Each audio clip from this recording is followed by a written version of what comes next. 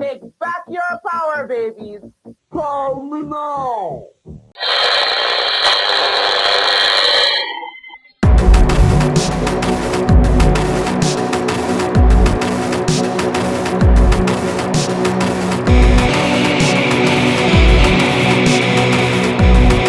Hello, everyone, and welcome to the first episode of the Unfiltered Rabbit Hole. This has been months in the making. I have been wanting to make changes to this channel, and finally, after Mission Divide put the music together, Polycrumbs helped with the AI images of the promo that you've already seen, I hope, before this episode airs.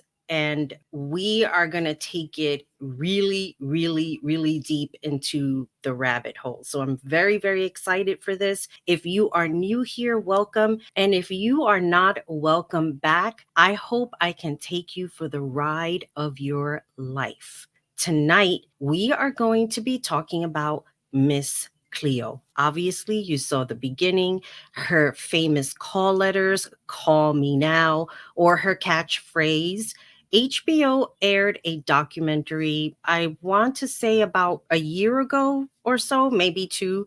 I'm not sure. It just seems to be something that's catching on recently. And I got a chance to watch it. And let me tell you, it just opened up a whole door that I wanted to talk about on this first episode. So let's get started and let's steep in that rabbit hole tea. Don't you really want to know? Okay, I was wondering who the father of my baby was. All right, let's take a look. The Miss Cleo DNA test. HBO Max featured a documentary on Miss Cleo. And obviously, if you don't know, Miss Cleo passed away, I believe, in 2016. But she left a mark on many people who she interacted with, whether it was a positive thing or not a positive thing. She definitely made an impact on my cat's paw just scared the shit out of me. I forgot that she's here. She made an impact on everyone she met, even those left a negative taste in their mouths because of things that she had done. And we're going to get all into that.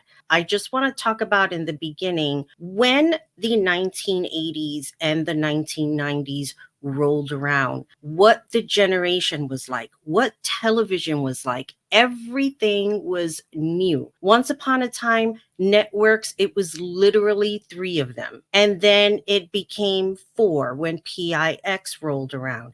And they were featuring shows in the mid 90s. And Channel 9, I forget the call letters for Channel 9. But these were the channels that were in New York City.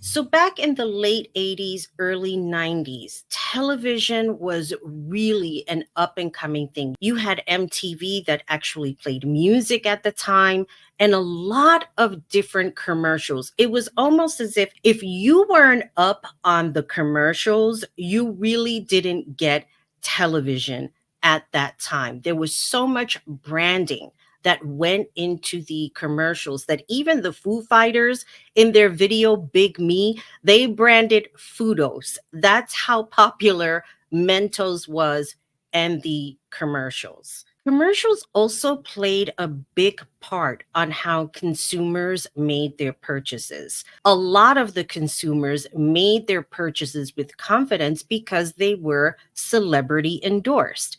And even still to this day, yes, we have a lot of influencers today who market towards their age range. But at the time, it was celebrity endorsements that made all of the difference in the world. Brooke Shields was one of those women who wore Jordache. And if she was wearing Jordache, you wanted to wear Jordache. And Max Blagg with that poem, that poem, I remember when that poem came out, and it was probably one of the best poems I have ever heard in my life. Sky fits heaven, so ride it. Child fits mother, so hold your baby tight. Lips fit mouth, so kiss them. And the face they adorn reminds you of someone you once knew, some hot night long ago. Familiar as these blue jeans that fit like a glove, like an old lover coming back for more. Curved into the shape of your thigh like they were custom made to do just that. It was sexy. It was captivating. It was for Gap, or maybe Gap brought into the whole poem and paid Max Blagg. Whatever the case was, that poem had everybody running to the Gap. You heard that poem, you were a Gap person, you were a Gap shopper, and Gap was expensive.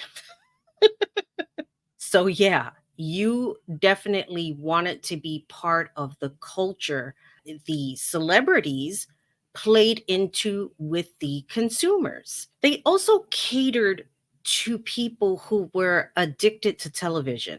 Everything was new. There was no HBO at the time. In early days of television, broadcasting ended at midnight. So when all of these different networks and cable started to come out, it was a very big time. It was a very big time for different types of networks, hitting the genres of networking. So if people were like into country music, you had like GAC channel. There were just different channels for different people. Lifetime, women who love these type of movies. MTV, people who were addicted to music. There were all of these different types of genres that reached people. Late at night, for anyone who was up late watching, there was a thing called infomercials. And for me, I looked at infomercials as like the reject of advertising because it was not something you saw during the day.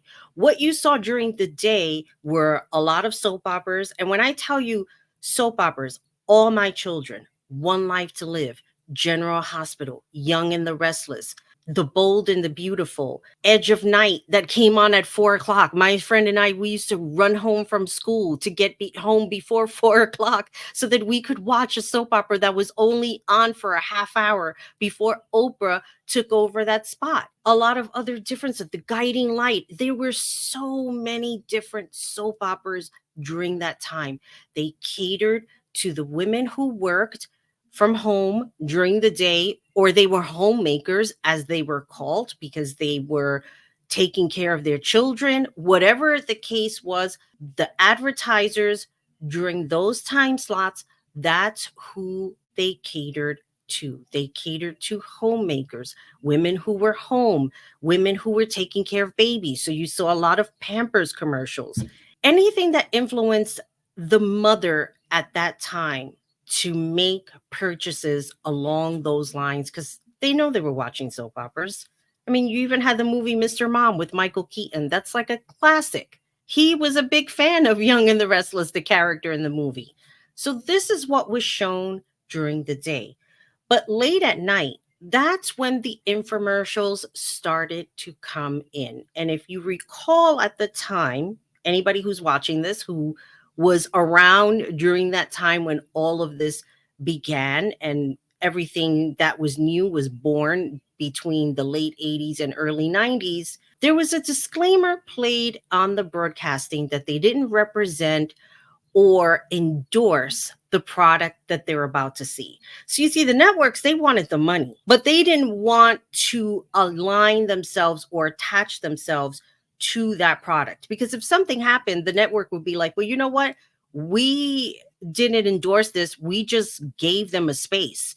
They paid for it and they have their advertising and it's on them. We have nothing to do with it. I'm almost positive. Because you know what? The networks are not going to turn down money. We all know that. So what do we see in infomercials other than the Time Life music commercials, those CD collections that they would play like selective songs, and you'd be like, oh my God, I got to get that whole CD. And then you get it and like 3 songs are like the best songs in there. Or what about that knife collection that you didn't realize you needed? Or even the investment opportunity that was going to make you rich in 6 months, not to mention the mansion that you would be owning thereafter. So a lot of these different businesses came in and started developing their own infomercial. And then came Miss Cleo, Call Me Now, the famous tarot reading for the Psychic Readers Network. Tarot reading has been around for a long time. You had people who were completely against it.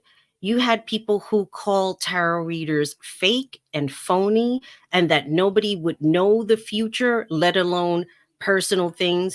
There was always a skepticism about tarot reading. It was something that was very taboo. And the only way you were going to know who was a tarot reader was basically word of mouth. If you didn't find an advertisement in the newspaper, everything was going to come from your friend or a friend of a friend who knew of a reader, and then you would go and schedule something with that person. But how did tarot reading begin? What was the history of tarot? Like, how did these cards come about?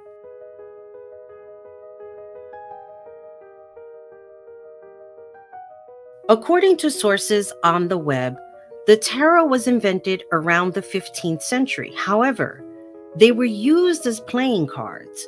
Historians have disputed the tarot was used as a divination tool before the 18th century, claiming there is no historical evidence. French occultists believed the cards had hidden meanings which would link to Egypt and the Kabbalah. And in 1791, Jean-Baptiste Alatet, and I know that I messed up his name and I apologize,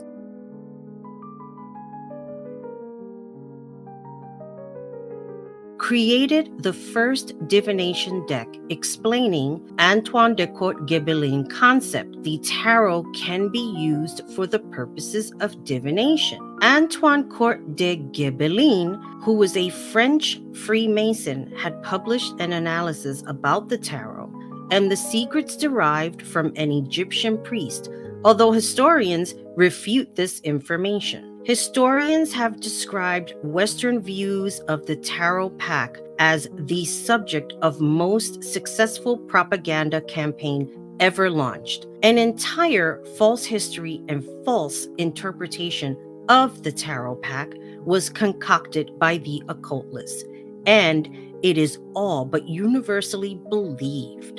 Even if you had one side claiming the abilities a tarot deck can possess, while the other side viewed the whole concept as a charade of unfounded information, that didn't stop people from being entertained by the use of the tarot. Upper class families entertained their guests with tarot parties, and by the end of the Victorian era, the occult and spiritualism was extremely popular. Now, fast forward to the present at the time, between the 80s and 90s, 2 cousins, Stephen Fetter and Peter Stoltz, decided to start their own psychic network, competing against the Psychic Friends Network, which Dionne Warwick was the face for the Psychic Friends Network.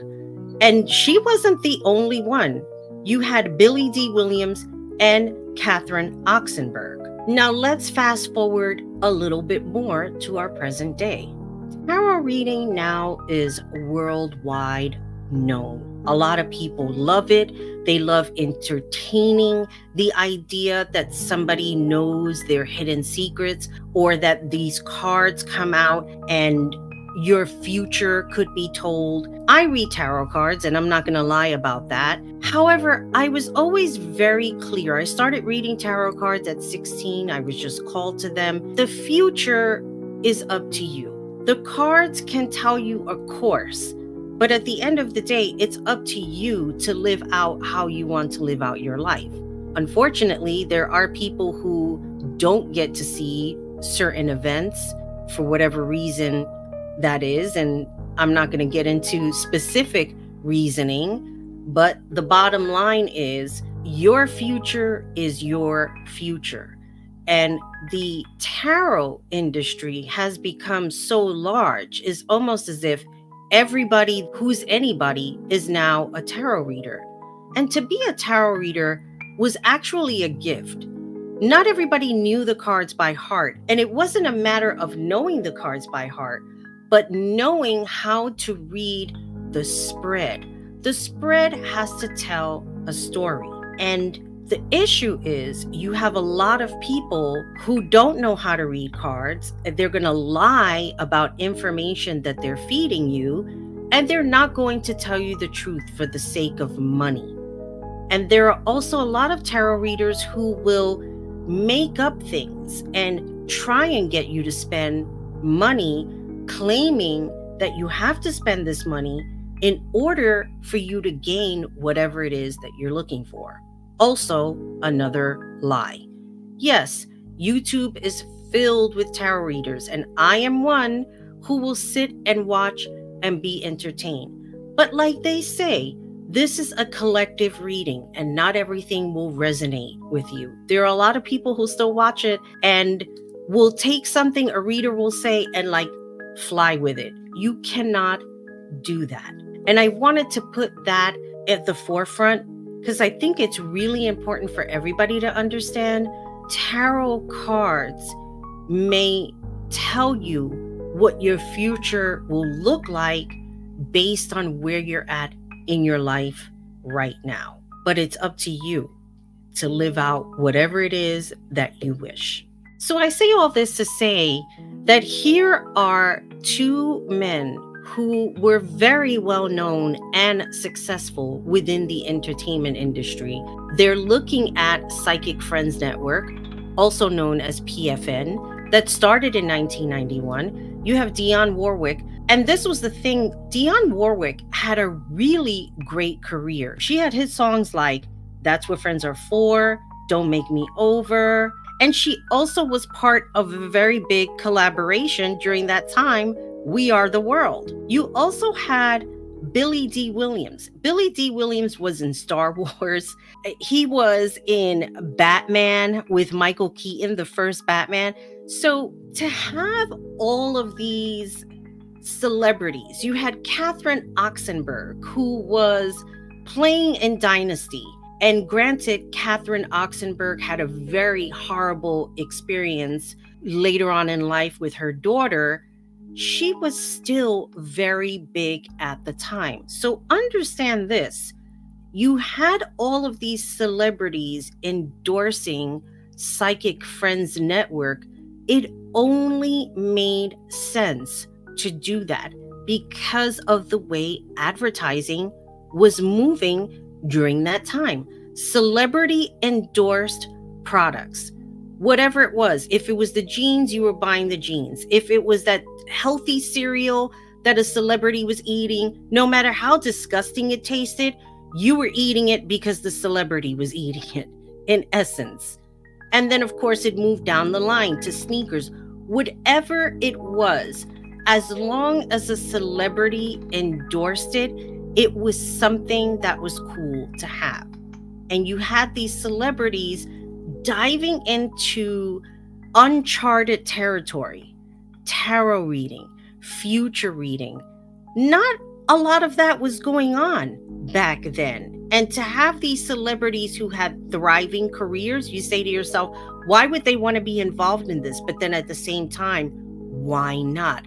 Why not use the people that you're seeing either on television screens, in music videos, in movies? Why not use these people to capture an audience that was basically unsuspecting of what their phone bill was going to look like after the phone call was over? So when Peter and Steve, or Steven, whatever he calls himself, we'll call him Steven because I think that's his name. When Peter and Steven saw how Psychic Friends Network was probably in their glory of making money, they decided to do the same thing and compete with them by creating Psychic Readers Network. And the concept was the same. They would hire independent workers.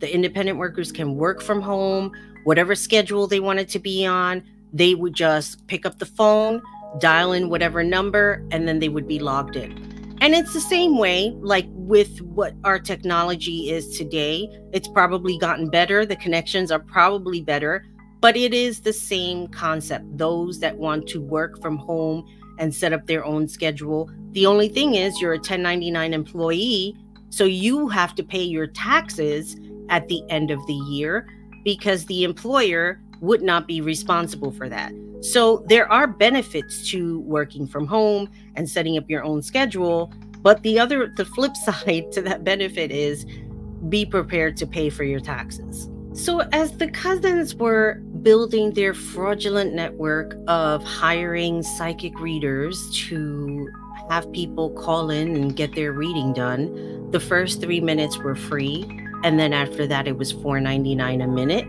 They seemed to be doing pretty well. They had a spokesperson, which one of the guys in the HBO documentary had mentioned.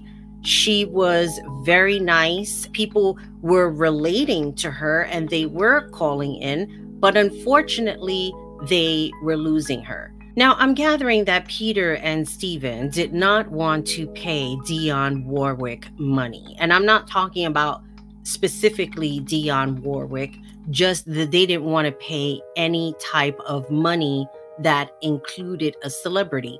And who knows what their business model was. Maybe they didn't want celebrities as the face of their network. Maybe their motto was like, we're reaching real people. We have real people here. Whatever the case was during that time, they had somebody for a long time.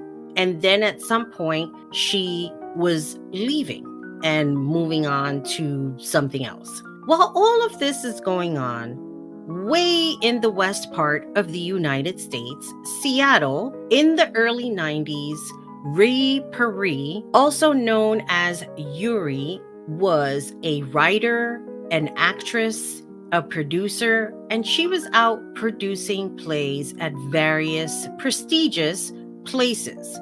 The thing was, she was not very forthcoming in her final act, a big play that she had gotten paid for and was producing and was supposed to pay the actors. But instead, she told them that she was very sick and that she had to keep the money for herself. I don't know what that's all about. All I know is that if I was going to be doing a play and I was told that I was going to get paid for it, that's what I would expect. You know, back then in the 90s and the early 2000s, I had gotten into acting and I really, really wanted to become like a famous actress. I wanted to work on soap operas. That's what I wanted to do. But when I found how difficult it was to work on a soap opera set, and it wasn't like something very glamorous, I just felt like it could have been a good start.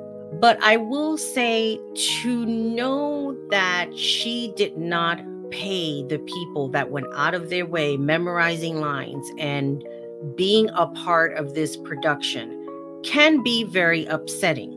So here she was doing the circuits.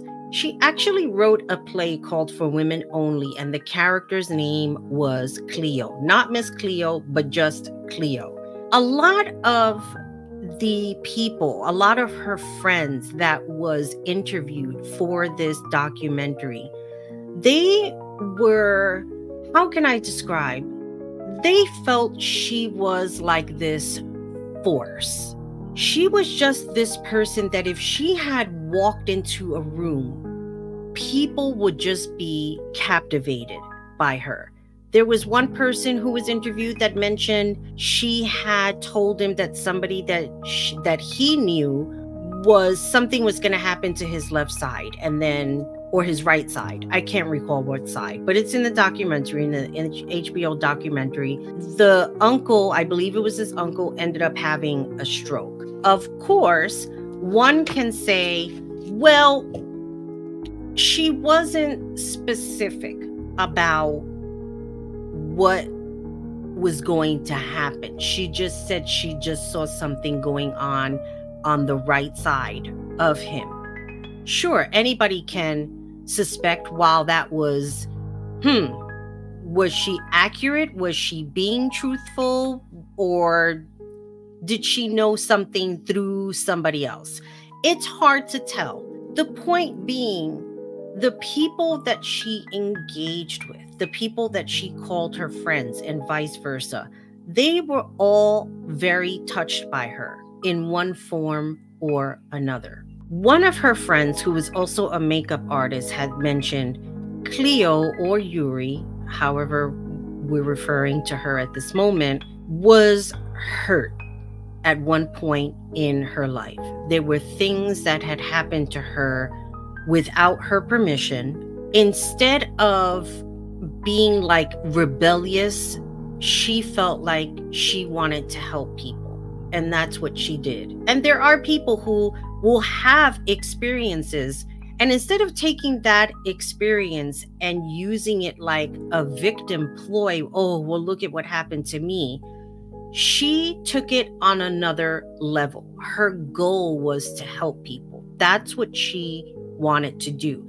That's what she felt her calling was, to help people. But then it also begs the question, was she a grifter? Was she saying things to get people to feel bad for her, to feel sorry for her, to have some form of empathy for her?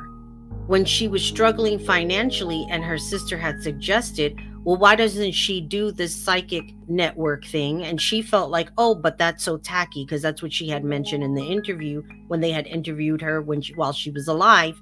And it just made me think, well, she didn't think twice about not doing it. She did it anyway. She moved to Florida and she started working for she started working for PRN. So was she always a grifter, or was she made to be one?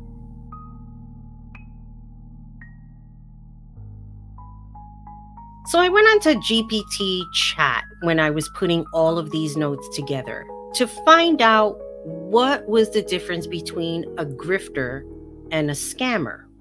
And this is what ChatGPT said to me. While there is some overlap in the meanings, grifter and scammer can be used to describe slightly different types of individuals involved in deceitful practices. A scammer is one who engages in fraudulent schemes or activities with the intention of deceiving others for personal gain. Scammers often use various tactics such as false promises, misrepresentation, or manipulation to trick their victims into giving them money, personal information, or other valuables. And then it goes on to say, a grifter, on the other hand, is a more specific term often used to describe a person who operates by gaining the confidence or trust of others in order to manipulate or exploit them for personal gain. Grifters may use charm, charisma, or persuasion to deceive their victims, often in long-term or ongoing manner.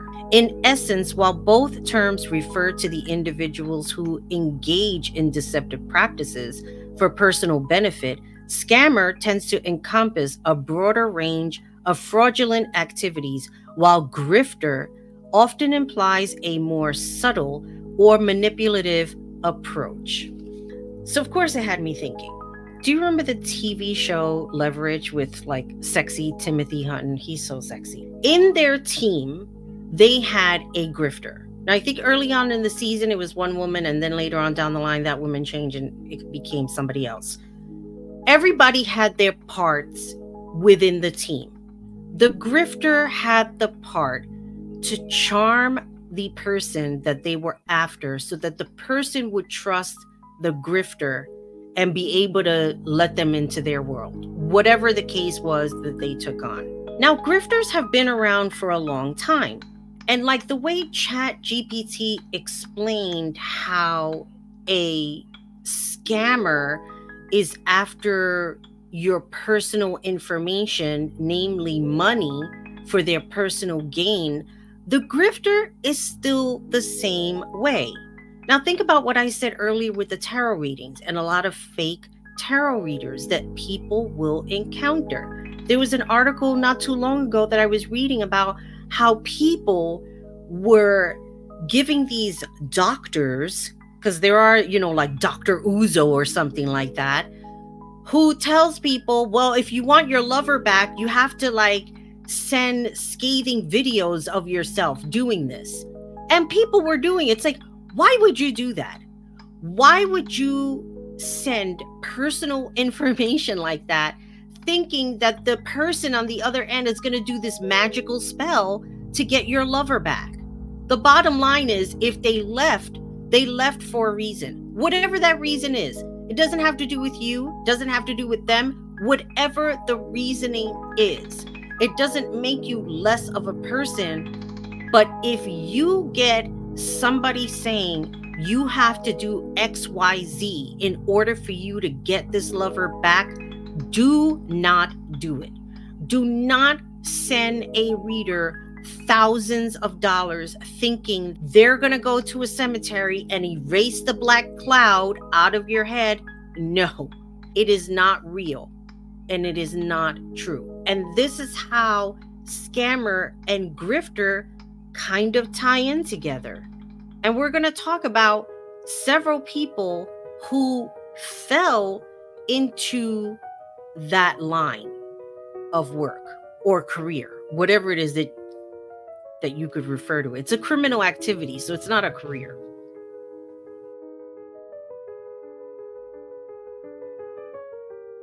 The famous scammer of them all was Charles Ponzi. And Ponzi is used time and time again as the Ponzi scheme because of Charles Ponzi and what he tried to do. He basically created some fictitious investment, had Peter paying Paul. And I guess that's where the term comes from.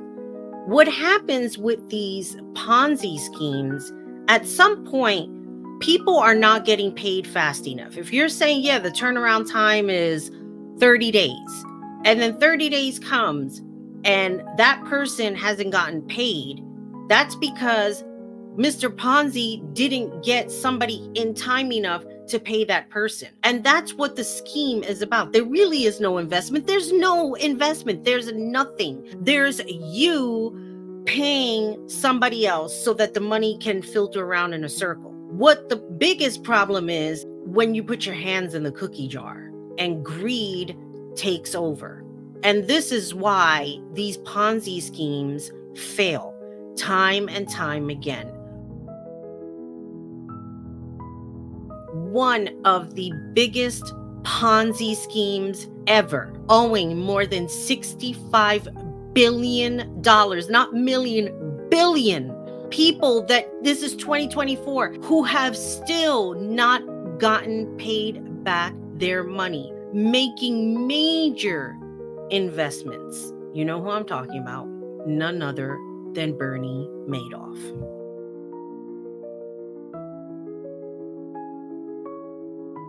Bernie Madoff scammed more than 1,300 people out of billions of dollars, from small-time people who invested their life savings to large organizations which, till this day, there are many people who have not seen any compensation for the financial loss they experience and sadly may never see a dime of that money.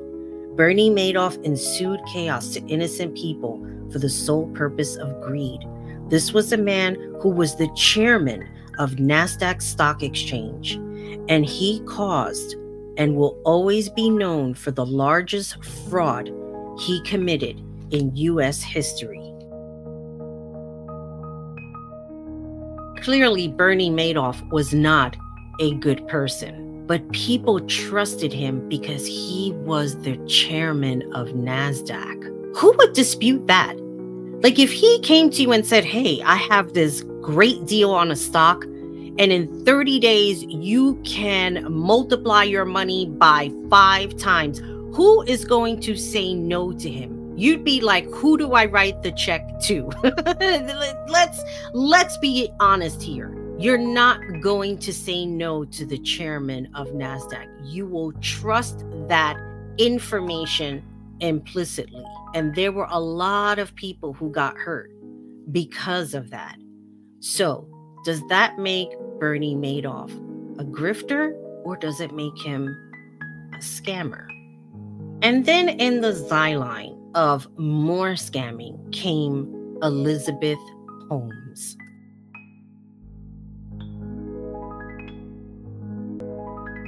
Elizabeth Holmes, with her fake blood device Theranos, raised more than $700 million in venture capitalists and private investors, claiming her device had revolutionized blood testing by developing methods that needed only very small volumes of blood, such as a fingerprint. Elizabeth Holmes wanted to be the next Steve Jobs in female form. And there is only a once-in-a-lifetime innovator who literally changed the world, and it was not going to be her. There was something wrong with Elizabeth Holmes. Look at her eyes. I don't know how people get sucked in to something and buy into it only to have their money be lost, be gone. There are so many people that still do that. Like, there are more people that I want to talk about later on down the line in this series, the Unfiltered Rabbit Hole series. But she was just one of those people. Like, how could you not do your homework in making an investment like that? The world may never know. Mr. Cow, Yes? how many licks does it take to get to the Tootsie Roll center of a Tootsie Pop? I don't know. I always end up biting. Ask Mr. Fox, for he's much cleverer than I. Mr. Fox, how many licks does it take to get to the Tootsie Roll center of a Tootsie Pop? Why don't you ask Mr. Turtle, for he's been around a lot longer than I. Me, I bite. Mr. Turtle, how many licks does it take to get to the Tootsie Roll center of a Tootsie Pop? I never made it without biting. Ask Mr. Owl, for he is the wisest of us all. Mr. Owl, how many licks does it take to get to the Tootsie Roll center of a Tootsie Pop? A good question. Let's find out. 1, 2, 3, 3. If there's anything I can't stand, it's a smart owl. How many licks does it take to get to the Tootsie Roll center of a Tootsie Pop? The world may never know. Back in the early 80s, telecommunication was very, very big. I mean, the telephone was around already for many, many years. During that time, there was a thing called long distance, which, if you wanted to make a phone call to Puerto Rico, let's just say, that was considered a long distance phone call. A lot of people made their calls at night because the phone company would charge less for making those types of phone calls, whereas if you did it during the day. So if you were doing it during the day, you were definitely looking at your watch or your clock to make sure that you didn't go over a certain time during your phone call. And it sucked because you had people living outside of the United States that you wanted to keep in touch with. It was a very expensive phone call to make. Enter in Bernie Ebbers.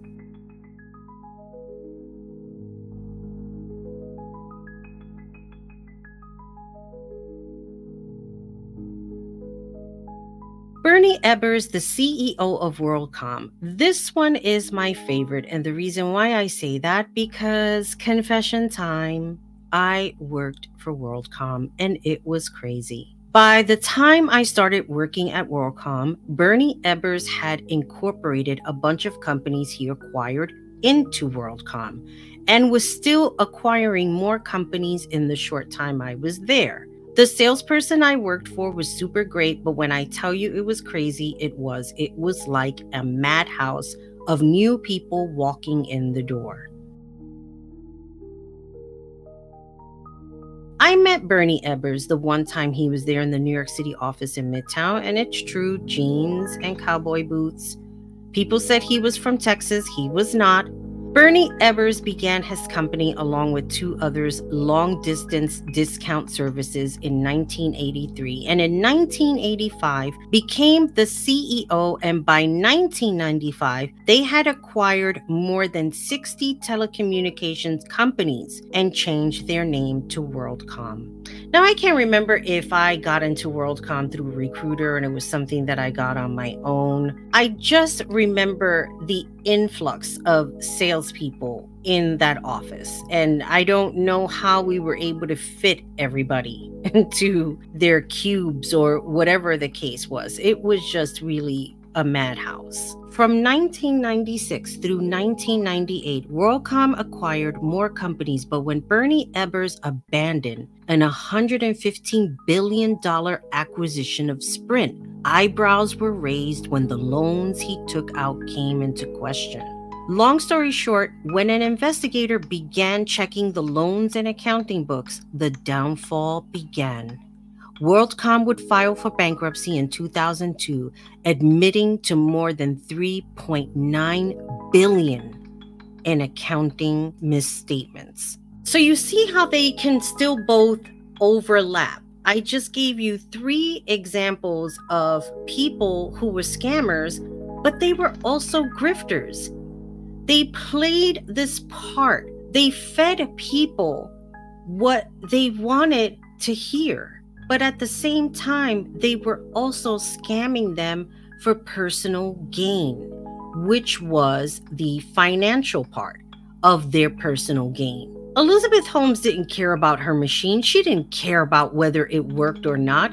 She just cared about the money that was coming in and going on TED Talks like she was some kind of a celebrity when she was not.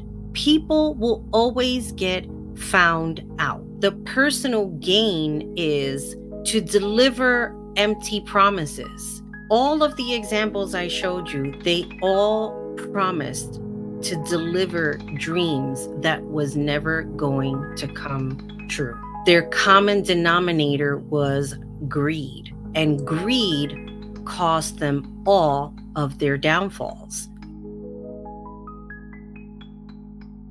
Going back to Miss Cleo, one would ask, was she delivering empty promises through readings? Was she really being a helpful person? Did she really care about what she was telling people through her tarot readings? When I was watching the documentary, I saw how people were very, very captivated with Miss Cleo. She was a captivating person. She had the opportunity to work independently. And when this other lady was leaving and they had like these different spokespeople, there wasn't a correlation. The people that they were trying to reach, they probably weren't reaching because now they had like some random lady putting these readings together and probably not making sense. And people can see that. People are not stupid in the sense that sooner or later, you're going to see that something isn't adding up. At least we hope.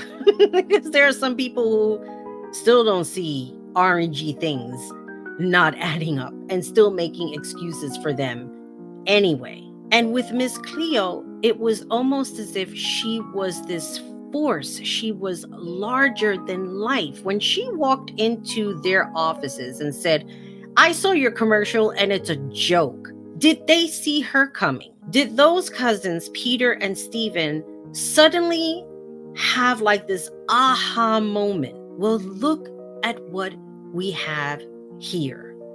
We have somebody that could be the face for PRN. And forget about all of these celebrities. Forget about Catherine Oxenberg, Philip Michael Thomas, who was also involved, Billy D. Williams, Dionne Warwick. Let's just forget about all of those people.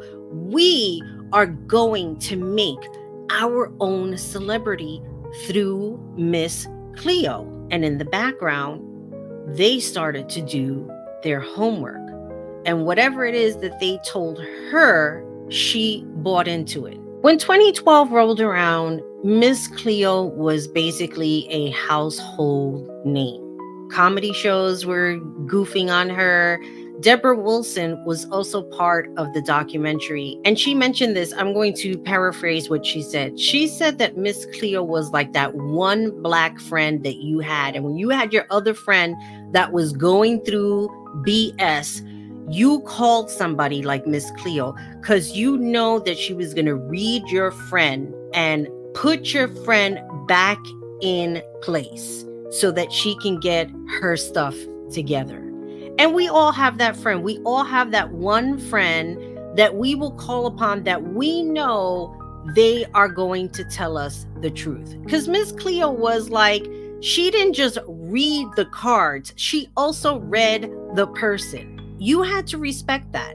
There's that one person, just like she said, there's always that one person that you can't get angry at them for telling you the truth, because it's something deep down inside you know you need to hear. And who knows what went behind closed doors when Peter and Stephen got to meet Miss Cleo and saw her personality, who she was, and they knew that this was something that will read well for their infomercials. Think about all of the readings that she did, all the clips play on YouTube still to this day. Things that she said. Were these calls set up? Yeah, they could have been. The accuracy was just too great, even for me as a tarot reader, to believe that she knew that much about some random person. In 2012, she did an interview for Hotline Documentary. In that interview, she was very selective in how she referred to herself. She referred to herself as a trained priestess instead of calling herself a voodoo priestess, which is what she considered herself to be. People are not very good with the word voodoo. A lot of people in this day and age, they equate voodoo with demonic stuff. Those are two entirely different things. I watch FrankoTV. He's a YouTuber. He does all of these paranormal investigations. I would comment the minute that he would use the word, oh, it looks demonic. You don't know that. It's an entirely different thing. Just because somebody has an altar, it doesn't mean that it's demonic. It has those are two entirely different things. I'm just trying to get towards this area where I see the demonic writing. I can't say that enough. Miss Cleo said that she had a gift that she spoke to the other side, and she didn't like labeling herself because it would be kind of boxing in. Certain things were like a broader term as she used.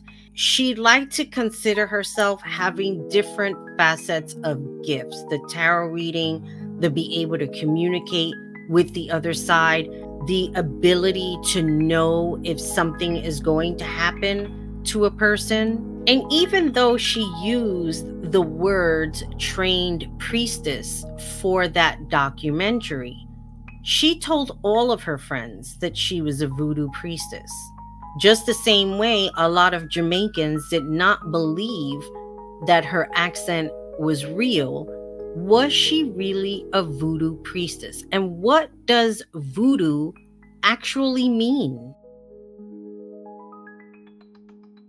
We live in a day and age where we have a lot of radical BS going on. A lot of other religions that are misunderstood, for lack of a better word. And voodoo is a religion. It is practiced in other countries, and it's something that has been practiced for a very, very long time. So what is voodoo? As I was doing my research, I discovered the word is actually spelled Voodoo. Apparently, the spelling Voodoo is the bastardized or derogatory spelling from the Western creation, which is also considered offensive. Quoting from the National Geographic Inside Voodoo, Voodoo originated from an ancient kingdom called Dahomey, but in our present day known as Nigeria, Benin, and Togo.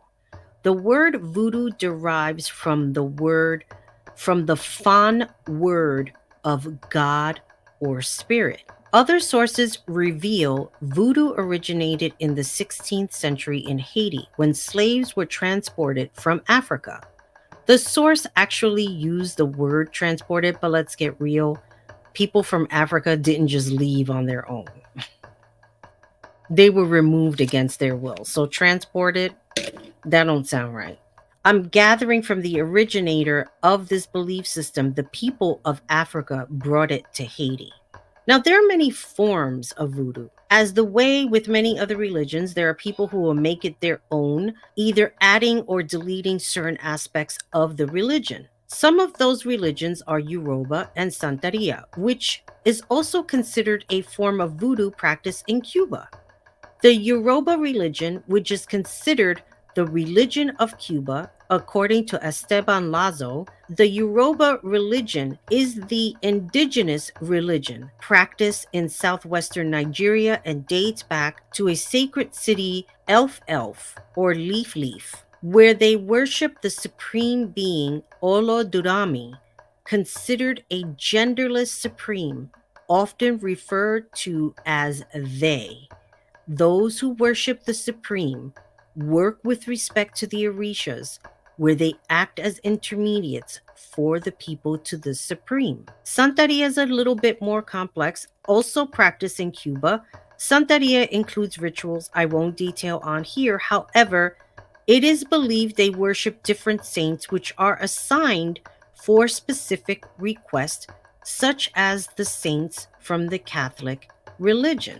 Keep in mind, a lot of these religions derive from Africa, and while they may not practice the same format as how it was practiced back in earlier centuries, there are still many religions uncovered where people still practice in their current day. What is the purpose of voodoo? People have differences of opinion when it comes to religions outside of their own personal belief systems, especially those who are considered radically religious, although they would never refer to themselves as radicals. Most radicals believe anything outside of their own belief systems divert the purpose of what they believe to be unholy, and anything else practiced is considered evil, or as I said before, the new one I've been hearing, demonic. While all religions have their own radicalized beliefs, so can they use this information to push their weight around and put fear in others.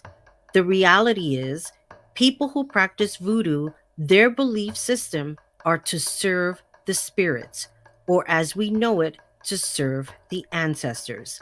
The tradition states we all come from the spirits, and we are all here to serve the spirits by offering prayers and performing rituals. While there are some religions who practice a form of sacrifice, my own personal belief system, as well as many others, do not believe in the sacrifice of a living being because no good can come from it. Most people are conditioned to believing that sacrifice can create a cure for a loved one or themselves, and in other cases, to do evil on another person or to take away a lover from another person because they feel they are more deserving of them. So now that we know a little bit about voodoo and what that means, does that mean that Miss Cleo was less of a person or more of a spiritual person because she practiced this form of voodoo, whatever that form was? I mean, you think about voodoo generally, and you've seen documentaries on it. There are a lot of people who are dancing and they're drinking and the drumming. Do they experience possession? Yes. I don't know what kind of possession. I don't know if Miss Cleo had any of this experience. Like I read before, the reason why people did this was to connect to the ancestors, to feel that they are serving or paying it forward, the idea of all of it is to be better to mankind through your service, whatever that service was.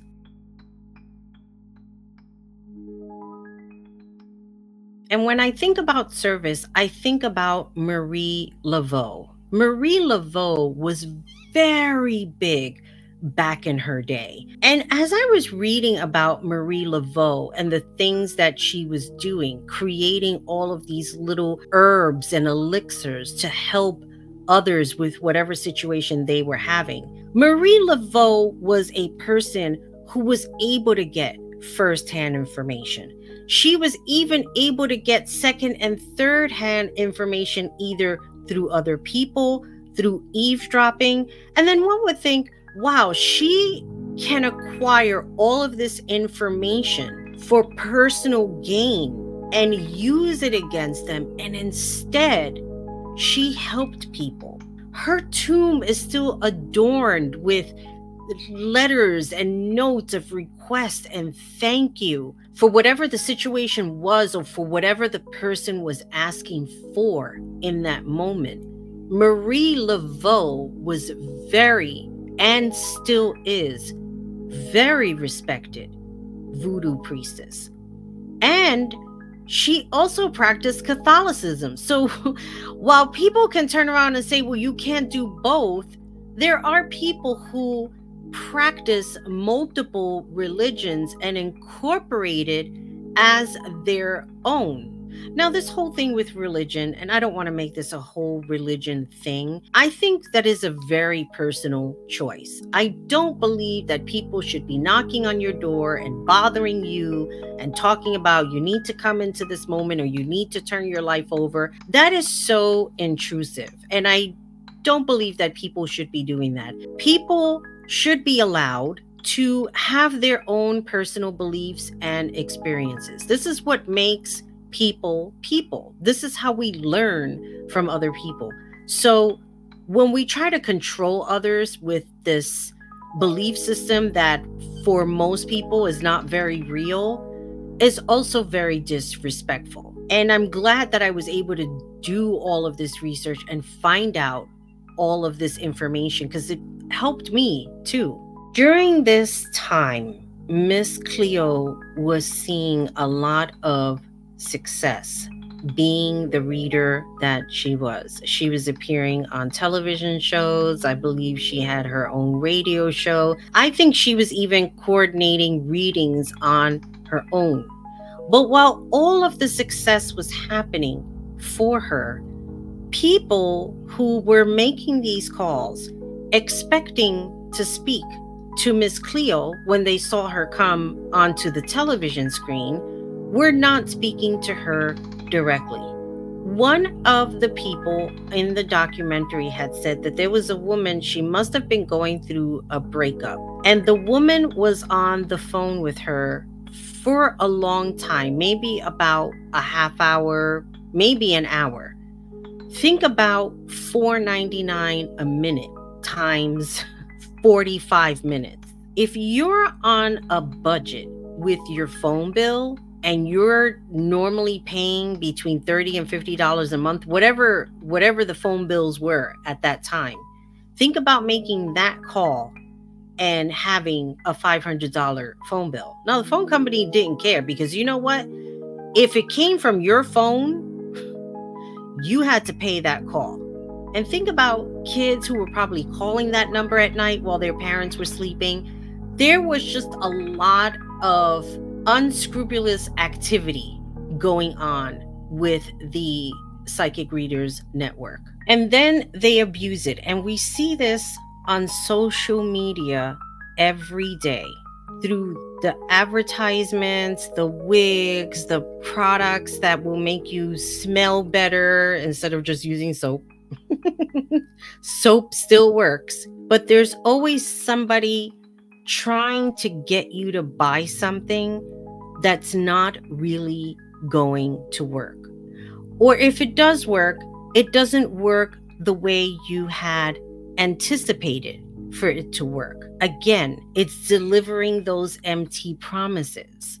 is what a grifter does. It's what a scammer does. The question is, will we see it coming? In closing, do I believe that Miss Cleo was a bona fide grifter? No. I do believe that she was a force. People wanted to be around her. Like, she walked into the room, she commanded that room without even trying because of who she was. She was Miss Cleo. She was the voodoo priestess. She was the woman who spoke to people on the other side. But she was also a friend. She was a person who empathized with other people. She was a person who cared about her friends. She was a person who made a commitment to be there and help other people. There is an essence we all have, that we all possess.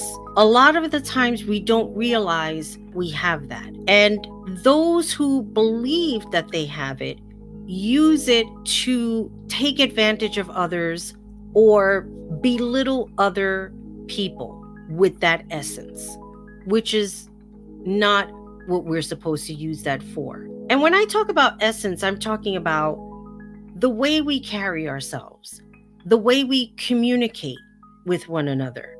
Not so much the physicality or how beautiful a person can be, but how we connect to a public. We must hold ourselves in high regard and know our worth, but understand in knowing our worth doesn't mean that we get to take advantage of other people who may not understand their worth in that moment.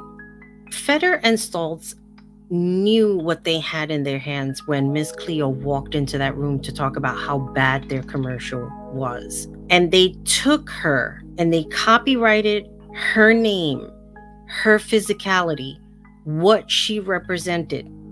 But the one thing that they failed at and could never do is copyright her essence.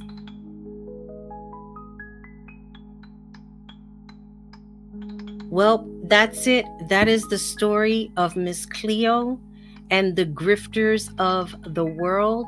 Do you believe that Miss Cleo was a grifter, or do you believe that she was the real thing? And also, please let me know of any other stories that you'd like for me to talk about on this new Unfiltered Rabbit Hole. Thank you so much for watching and listening and enjoying this very first episode. I'm very excited to do more. And until then, always remember, be good to yourself, be good to each other, and most importantly, take care of you.